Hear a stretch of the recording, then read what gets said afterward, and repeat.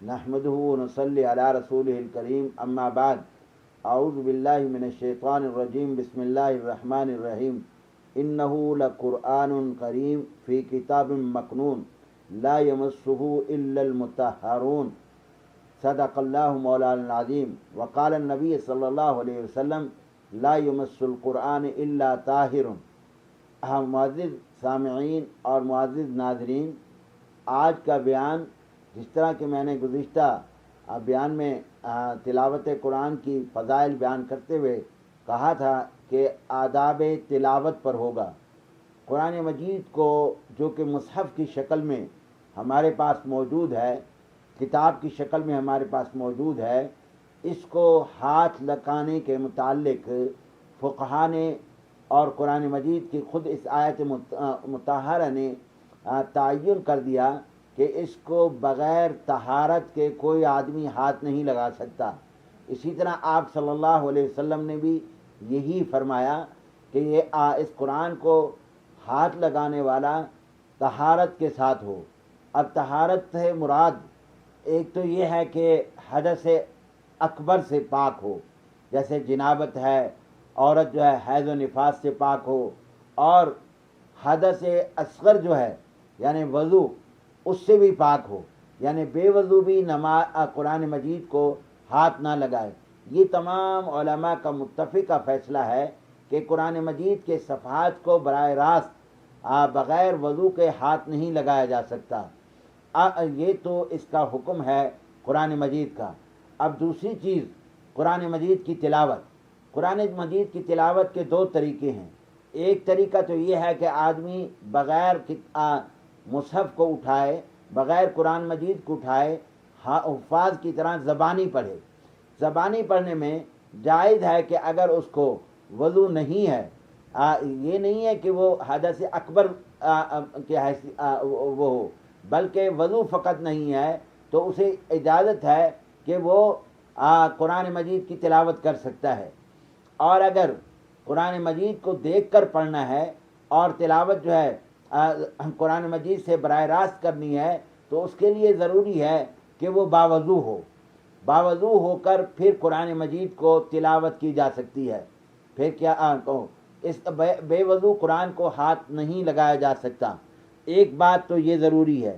دوسری بات جو ضروری ہے کہ آدمی خود پاک اور باوضو ہو، اور جس جگہ پر وہ بیٹھا ہو وہ جگہ بھی طاہر ہو، وہ جگہ بھی نجس نہیں ہونی چاہیے، وہ جگہ بھی نجس نہیں ہونی چاہیے بلکہ وہ طاہر ہونی چاہیے جگہ۔ ایسی جگہ پر نہ بیٹھے جو جگہ نجاست والی ہے۔ تیسری بات یہ ہے کہ قرآن مجید کی جو تلاوت ہے وہ خوبصورت آواز میں کرے، کوشش کرے کہ اپنی آواز کو خوبصورت کر کے قرآن مجید کی تلاوت کرے۔ آپ صلی اللہ علیہ وسلم نے فرمایا زین القرآن باصواتکم، قرآن مجید کو اپنی آواز کے ساتھ خوبصورت پڑھا کرو، یعنی آواز کے ساتھ پڑھے اور خوبصورت کر کے قرآن کو پڑھے۔ ایسا نہ ہو کہ جناب اس طرح پڑھ رہا ہو کہ جس سے معلوم ہی نہ ہو کہ کیا زبر زیر پڑھ رہا ہے، زبر زیر کو کس طرح پڑھ رہا ہے، بلکہ وہ خوبصورت کر کے اس قرآن مجید کو پڑھے۔ تیسری بات یہ ہے کہ قرآن مجید کی تلاوت پورے خضوع اور خشوع کے ساتھ کرے، پوری عاجزی کے ساتھ کرے۔ جس طرح قرآن مجید مقدس ہے، کتاب مقدس ہے، اللہ کا کلام ہے، اسی طرح اس کی تلاوت میں اپنے خضوع اور خشوع کو مد نظر رکھے۔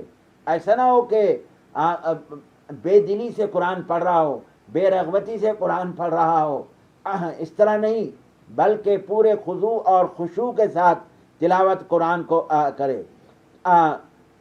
اگر موقع ہو تو آواز بلند سے قرآن کی تلاوت کرے، کیونکہ الجاہر بالقرآن کالجاہر بالصدقہ، آپ نے فرمایا جو قرآن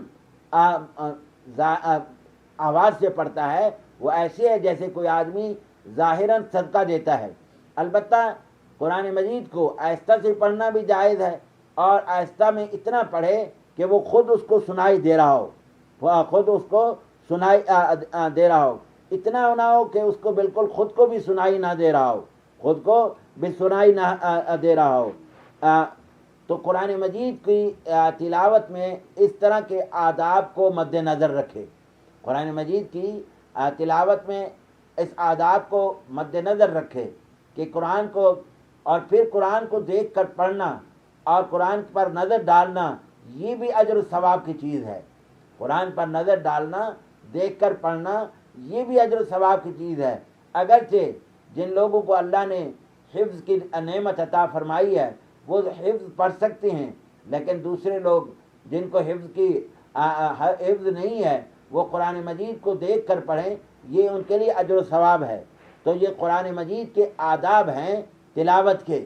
باوضو پڑھے، اس کے بعد جس جگہ پر بیٹھا ہو وہ طاہر اور پاک ہو، اس کے بعد قرآن کو خضوع اور خشوع سے پڑھے، قرآن کو آواز بلند سے پڑھے۔ اگر وہاں کوئی ایسی ضرورت ہو، کوئی سویا ہوا ہے، کوئی نماز پڑھ رہا ہے یا کوئی تو پھر وہ آہستہ آواز سے پڑھ سکتا ہے۔ مسجد نبوی میں نبی کریم صلی اللہ علیہ وسلم کے زمانے میں صحابہ تلاوت کر رہے ہوتے تھے تو اس تلاوت میں مسجد کے اندر ایک بھنبھناہٹ سی، ایک ایسی آواز جو سب لوگوں کی ہوتی تھی مسجد نبوی میں محسوس ہوتی تھی۔ تو اس لیے یہ ضروری ہے کہ وہ اس طرح پڑھے، ورنہ کم سے کم اپنے آپ کو سنائے۔ اور اس کے بعد یہ بھی ضروری ہے کہ قرآن کو جو ہے پڑھتے ہوئے ایسی اپنے آپ کو اظہار کرے گویا وہ واقعی اس کتاب مقدس کو پڑھ رہا ہے اور وہ اللہ کے سامنے حاضر بیٹھا ہے، اللہ کے سامنے حاضر بیٹھا ہے اور اس کتاب کی وہ تلاوت کر رہا ہے۔ اللہ تبارک و تعالی ہمیں قرآن کی تلاوت بھی نصیب فرمائیں اور اللہ ہمیں قرآن کے ادب بھی نصیب فرمائیں اور قرآن کے پڑھنے کے آداب بھی نصیب فرمائیں۔ وآخر دعوانا الحمدللہ رب العالمین۔